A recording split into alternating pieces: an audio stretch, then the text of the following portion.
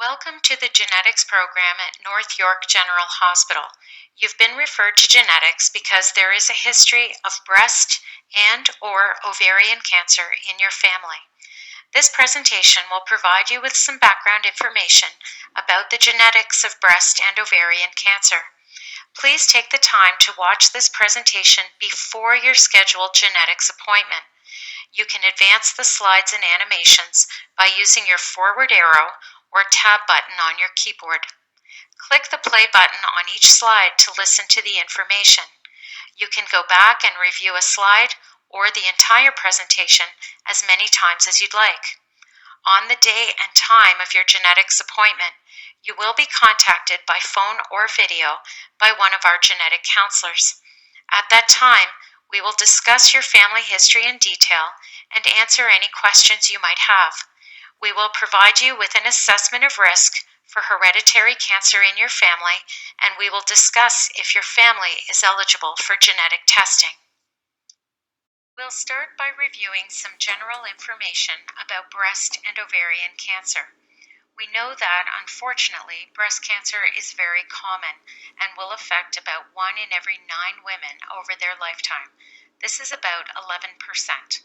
Ovarian cancer is not as common and will affect about 1 in every 70 women, which is 1 to 2%. What is important to note is that most cancer is not inherited. It happens by chance. This is called sporadic cancer. Sporadic cancer usually develops because of a combination of many different factors. For example, we know that exposure to the hormone estrogen over a woman's lifetime can influence her risk for breast cancer. Women who start their periods at a younger age and reach menopause at an older age will be exposed to more estrogen throughout their lifetime and have a higher risk to develop breast cancer. There are environmental exposures, such as chemicals we breathe or radiation around us, and lifestyle factors, such as smoking, alcohol, diet, and exercise, that likely play a role as well. There may also be some small genetic factors that influence the development of sporadic cancer, as well as other unknown risks that contribute. For the majority of women who develop breast or ovarian cancer, we cannot pinpoint one specific cause for that cancer. It is likely a combination of many of these factors all acting together. About 5 to 10% of the time, cancer happens due to an altered gene that has been inherited, and this is called hereditary cancer. Women and men can inherit these gene changes, but it is women in particular who are at high risk of developing breast and ovarian cancer. Individuals in these families are still exposed to the same hormone, environment, and lifestyle risks as everyone else, but the bulk of their risk comes from a gene that is not working. In genetics, when we meet with a family that has a history of breast or ovarian cancer, we want to try to figure out if the cancer in the family is happening by chance or if there's a hereditary cause. To help us figure this out, we take a close look at the family history. Clues that would make us more suspicious of hereditary cancer include breast cancer diagnosed at a young age. Most breast cancers occur when women are in their 60s, 70s, or 80s. Breast cancer is more likely to be hereditary if it occurs under age 50 or especially under age 35. We are also suspicious if we see bilateral breast cancer, ovarian cancer, or both breast and ovarian cancer in the same person. Families with hereditary cancer also tend to have multiple family members with cancer. We may also see men with breast cancer or relatives with other associated cancers, such as prostate cancer or pancreatic cancer. At your genetics appointment, your genetic counselor will review your family history in detail and discuss the likelihood of hereditary cancer in your family.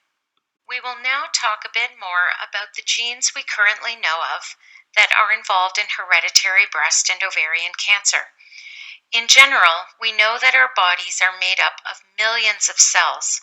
Inside our cells, we have structures called chromosomes, and along our chromosomes there are thousands of genes.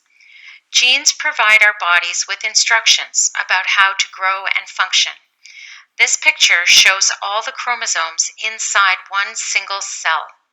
You can see that the chromosomes come in pairs, and therefore so do our genes. We all have 2 copies of every gene, one from our mother and one from our father.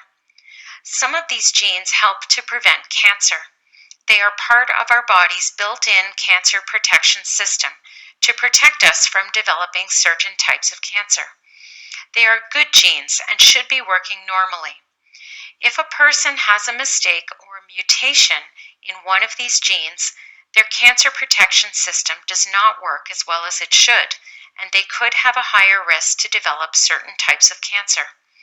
The 2 genes that cause most hereditary breast and ovarian cancers are called the BRCA1 gene and the BRCA2 gene. You may have heard of these genes already. The BRCA1 gene pair is located on chromosome pair 17, and the BRCA2 gene pair is located on chromosome pair 13. This slide will illustrate how breast cancer could happen by chance. A woman who develops sporadic breast cancer is born with normal working copies of the BRCA1 and BRCA2 genes in all her cells. In this diagram, we're only showing one pair for simplicity. Imagine we're talking about the BRCA1 gene pair. Over time, it is possible that inside one single breast cell, one copy of the BRCA1 gene may become damaged and stop working. This is called an acquired mutation because it is not something that the woman was born with, but something that happened inside one of her cells during her lifetime. There are many reasons why a gene can become damaged or mutated. Sometimes it is due to something we are exposed to, like cancer-causing agents or radiation. Sometimes a mutation happens as part of the natural aging process. The longer we live, the more times our genes will be copied over and over, and the higher the chance for a mistake to happen in the process. Whatever the case, this woman now has one cell inside her breast tissue where one copy of BRCA1 is working and one copy is not. As long as one copy still works, the cell will grow and divide normally. If, however, as more time passes, the second copy of BRCA1 in that same breast cell also acquires a mutation, there is now one breast cell with no working copies of BRCA1. This one breast cell may then start to grow and divide abnormally, and this may be the first step among many steps that could lead to the development of a breast cancer. By comparison, a person who develops inherited cancer is born with only one normal working copy of this gene in all of their cells. The other copy is not working. This person has inherited right from the moment of conception a working gene from one parent and a non-working gene from the other parent. The non-working BRCA gene is present in every cell in the body, including all of the breast cells and ovarian cells. This person still has one copy that is working in every cell and could live their whole life never developing cancer. However, this person's risk to develop cancer is higher because all of their cells are already halfway through the process. So, instead of having to acquire 2 gene mutations in the same cell, this person just needs to acquire 1 mutation. The cell would then be at the stage where it may start to grow and divide out of control. This explains why a person with hereditary cancer would be more likely to develop cancer at a younger age and possibly more than once in her lifetime. The hereditary cancer genes are passed down in a dominant way. We call this person a carrier because there is one working copy and one non-working copy of the gene in all the cells of their body, including their egg cells or their sperm cells. When a person has a child, the chance is 50-50 that they will either pass on the gene that works or the gene that doesn't work.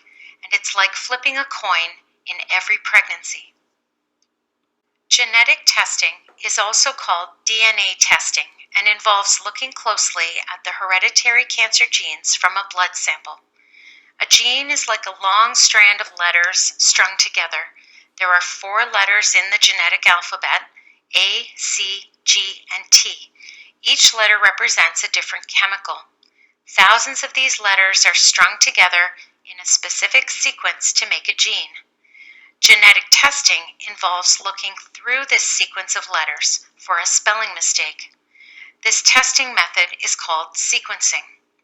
A spelling mistake in a gene could be as simple as a letter missing, an incorrect letter in the sequence, or an extra letter which shouldn't be there. So when we use the word mutation, it simply means a spelling mistake in a gene. A mutation can occur anywhere along the BRCA1 or BRCA2 genes. There are 3 mutations in particular that occur more commonly in people of Eastern European background, and more specifically, individuals of Ashkenazi Jewish ancestry. 2 of these mutations are located on the BRCA1 gene, and the 3rd mutation is on the BRCA2 gene. In some cases, depending on a person's background, we may only test for these 3 mutations, rather than looking through the entire sequence of the genes. Up to this point, we have focused on 2 genes in particular, BRCA1 and BRCA2, but there are many genes that are now known to be associated with hereditary forms of cancer. Traditionally, cancer genetic testing used to be done by looking at only 1 or 2 genes at a time. Technology has now advanced to the point where we can look at many genes in a single test. This is called a cancer gene panel. Our lab is able to test up to 18 different genes all at once, including the BRCA1 and BRCA2 genes. All of the genes in the panel are associated with an increased risk for breast and/or ovarian cancer, and some of the genes are also associated with other types of cancer, such as colon cancer, uterine cancer, or stomach cancer, to name a few. Cancer gene panel testing is faster and less expensive than traditional testing. Results of cancer genetic testing are not always conclusive. There are 3 possible results that can be obtained: positive, negative, or unclear. A positive result is a clear and conclusive result. It means that a mutation has been found. The result will specify which gene the mutation is in and the specific location of the mutation within that gene. A positive result often explains the personal or family history of cancer.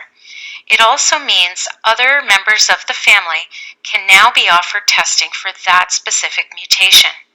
Most importantly, there are often cancer risk-reducing options for individuals who have a mutation. These would be discussed in detail with anyone who tests positive. The more common result is negative. A negative result is good and means that a mutation was not found in any of the genes that were tested. However, in most cases, this is not a conclusive result. A negative result does not completely eliminate the possibility of inherited cancer in a family. There are several possible reasons for this, but what is important is that women should continue with the breast screening programs that have been recommended for them by their doctors. An unclear result is when we find something called a variant of unknown significance. We all have variations within our genes. This is what makes us all unique and different. So, some variants are very common and not harmful at all. Some variants, however, are known to be disease-causing, and these are the ones called mutations. But some gene variations have never been seen before or studied enough to make a conclusion either way. In these cases, there is no medical action needed. We would simply encourage that person to contact us periodically to see if new information has become available about their particular variant. Testing may or may not be offered to other family members, and as always, women should continue with the breast screening programs that have been recommended to them by their doctors. In Ontario, the Ministry of Health has set specific criteria to determine which families are eligible for genetic testing. Not every person who is referred to genetics will be eligible for testing. Sometimes a different person in their family is the one who is eligible. And in some families, the risk for hereditary cancer is low enough that testing is not indicated or needed at all. When you speak with your genetic counselor, the likelihood of hereditary cancer in your family and whether genetic testing is needed will be discussed. Regardless of genetic test results or eligibility for testing, it is important for women to be screened for breast cancer on a regular basis through the family doctor. Recommendations for screening will depend on many factors, including age, medical and family history, and risk for hereditary cancer. Women in families with a low risk of hereditary cancer can have a mammogram every 2 years, beginning around age 50, and a clinical breast exam by their doctor or nurse practitioner once per year.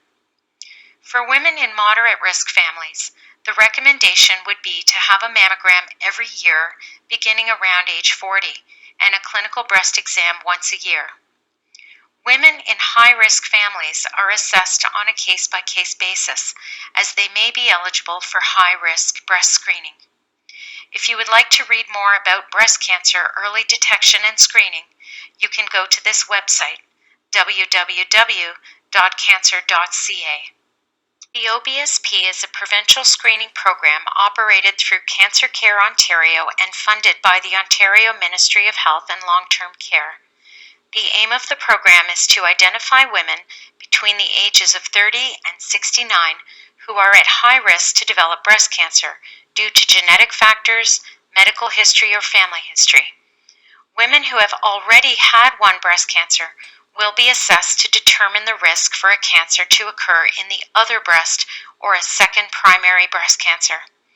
An assessment will be done for all women aged 30 to 69 who attend a cancer genetics clinic in Ontario.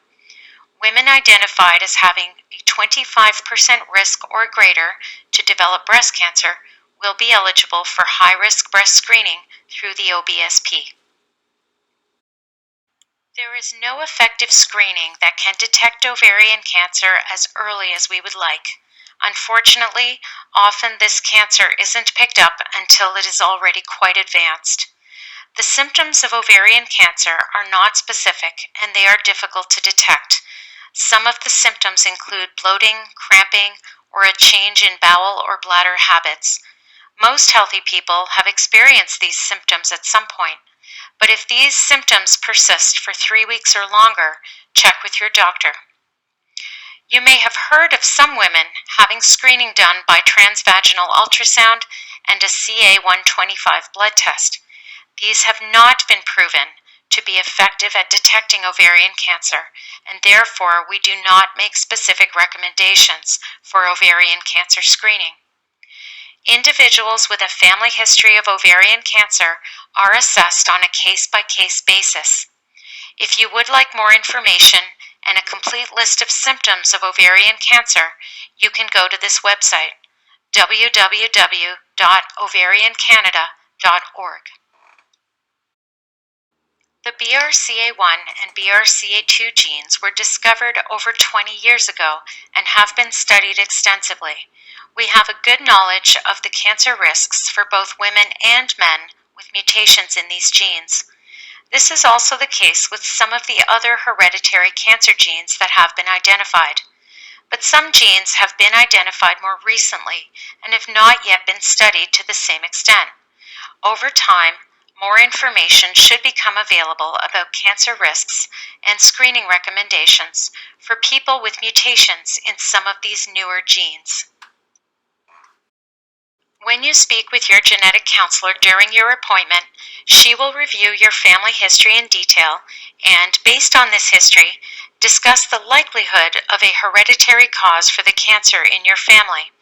She will also let you know if your family is eligible for genetic testing, and if so, which family member or members can be offered testing.